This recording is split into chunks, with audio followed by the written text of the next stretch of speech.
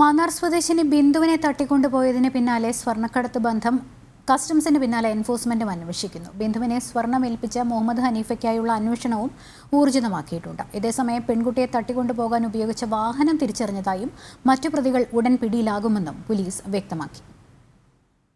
മാന്നാർ സ്വദേശി ബിന്ദുവിനെ തട്ടിക്കൊണ്ടുപോയതിന് പിന്നിൽ കള്ളക്കടത്ത് ബന്ധമെന്ന് പോലീസ് സ്ഥിരീകരിച്ച സാഹചര്യത്തിലാണ് കസ്റ്റംസിന് പിന്നാലെ എൻഫോഴ്സ്മെന്റും അന്വേഷണം ആരംഭിച്ചത്.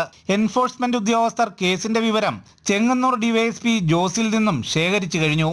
ഇന്നലെ കസ്റ്റംസ് സംഘം മാന്നാറിലെത്തി വിവരം ശേഖരിക്കുകയും ബിന്ദുവിനെ പ്രാഥമികമായി ചോദ്യം ചെയ്യുകയും ചെയ്തിരുന്നു. സ്വർണ്ണക്കടത്തിൽ ബിന്ദുവും കണ്ണിയായി പ്രവർത്തിച്ചതായി ബിന്ദു തന്നെ വ്യക്തമാക്കിയ സാഹചര്യത്തിൽ ഇവരിൽ നിന്നും കൂടുതൽ കാര്യങ്ങൾ ചോദിച്ചറിയേണ്ടതുണ്ട്. ബിന്ദുവിന്റെ ആരോഗ്യനില മോശമായതിനാൽ ചോദ്യം ചെയ്യൽ വൈകാനാണ് സാധ്യത. എന്നാൽ ഈ കാലതാമസം സ്വർണ്ണക്കടത്ത് സംഘം തെളിവ് നശിപ്പിക്കാൻ ഉപയോഗിക്കുമെന്നതിനാൽ സംഘത്തിലെ മറ്റുള്ളവരിലൂടെ അന്വേഷണം മുന്നോട്ട് കൊണ്ടുപോവുകയാണ് അന്വേഷണ ഏജൻസികൾ ലക്ഷ്യം വെക്കുന്നത്.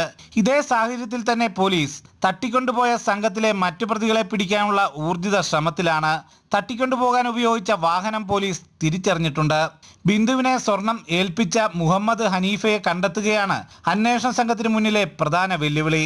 മറ്റു പ്രതികൾ പിടിയിലായെങ്കിലേ ഹനീഫയിലേക്ക് എത്താൻ കഴിയൂ എന്നാണ് അന്വേഷണ സംഘത്തിന്റെ നിഗമനം.